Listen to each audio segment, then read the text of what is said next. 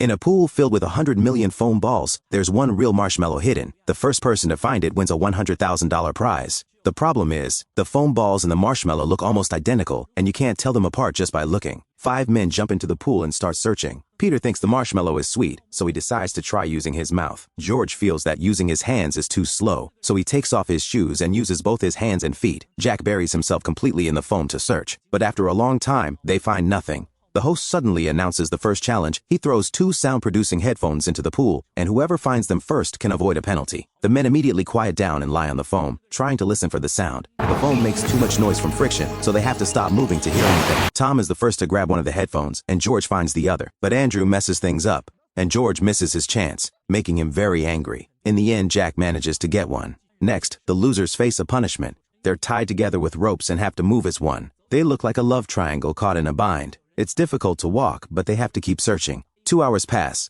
and the marshmallow is still nowhere to be found. The second challenge is even more ridiculous. They must shove marshmallows into their mouths and count them. Whoever can't handle it gets punished. The number of marshmallows increases with each round, stretching their mouths further.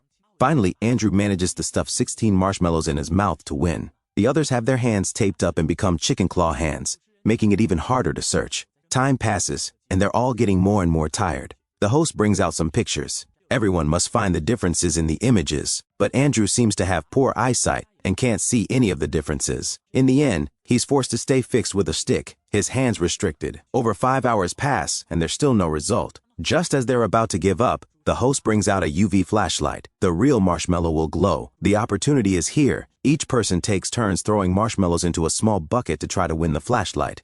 The difficulty is high. Finally, Peter successfully throws one in and wins the flashlight. The lights go off and the room darkens. Peter crouches down and slowly shines the light from the bottom of the foam. Suddenly, a faint glow appears. He quickly digs through the foam, and inside, there really is a glowing marshmallow. The host confirms it's the real marshmallow, and Peter wins. After over 5 hours of searching, it's finally over. If it were you, how would you search for the marshmallow among 100 million foam balls?